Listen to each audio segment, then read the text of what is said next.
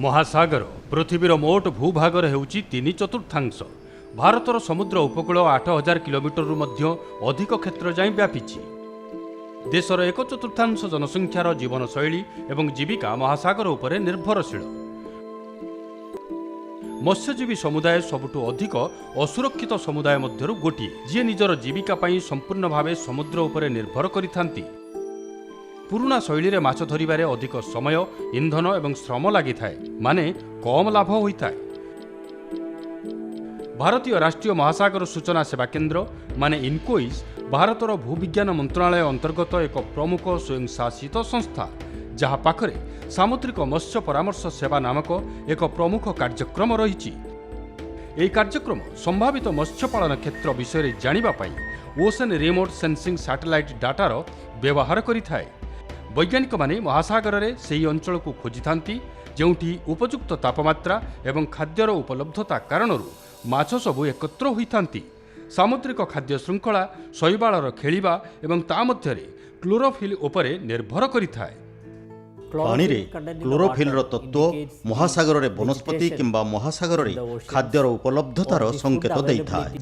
खेलिबा साधारणतः अपवेलिंग परी प्रक्रिया द्वारा अनवरत होइथाए।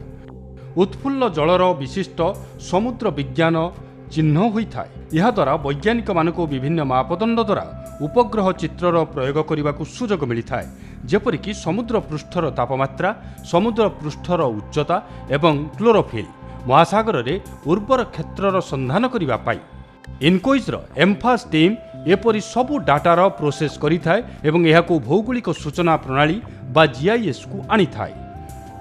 सरलीकृत नक्शा एवं पाठ रूप में परामर्श प्रस्तुत करा जाइथाए। पाठ परामर्श हिंदी एवं इंग्राजी सहित 8टी उपकूलवर्ती भाषा रे प्रस्तुत करा जाइथाए तथा यही सूचना को जीपीएस उपकरण सहित किंबा ता बिना व्यवहार करा जाई परिबो। एही संभावित क्षेत्र परामर्श सूचना को विभिन्न संचार विधि द्वारा मत्स्यजीवी माननकु प्रदान करा जिवो। एथिरे फैक्स स्मार्टफोन ऐप्स शामिल अछि एवं उपयोगकारी निजर सुविधा अनुसार विधि बाछि पारिबे।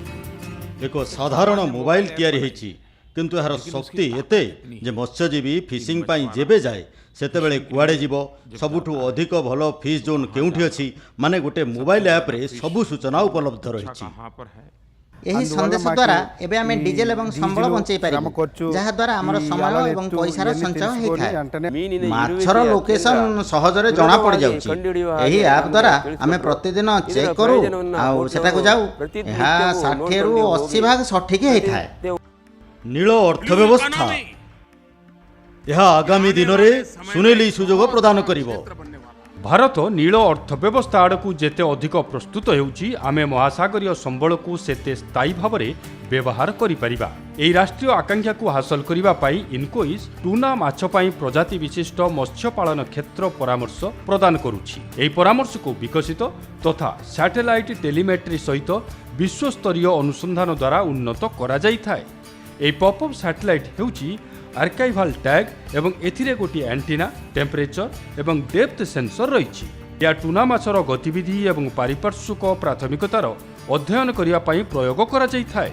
एम्फास वैज्ञानिक यही प्रजातिर व्यवहार प्रति निजर ज्ञानर प्रयोग कर पीएफजेड परामर्श को अधिक विश्वसनीय एवं उपयोगी अनुकूल करिथांती। एही संभावित मत्स्य पालन क्षेत्र परामर्शर मुख्य लाभ बड़ संख्यार माछ न धरिबा पाई नहीं, बरं फिशिंग पाई खोजिबार समय को कम करिथाए।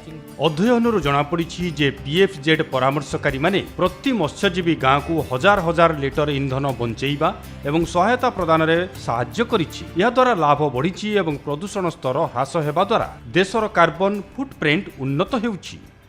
संभावित मत्स्य पालन क्षेत्र परामर्श को अधिक मजबूत करा जिवो, जहा द्वारा देश रे अधिक मत्स्यजीवी पर्यंत पहुंची पारिबो। माछ धरिबकू माछ कोठी मिलिबो, इनकोइस ऐप रे संदेश द्वारा हमें एही लोकेशन रे अधिक माछ धरि परिबा।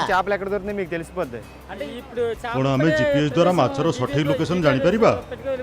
जीपीएस द्वारा माछर सठिक लोकेशन जणा पड़ी पारे। कोन हमें गभीर महासागर रे सठिक लोकेशन पर्यंत पहुंची परिबा। हमें निश्चित भाबे से लोकेशन पर्यंत पहुंची परिबा। माछ धरिया पई महासागर रे बुलिबा दरकार पड़िबोनी।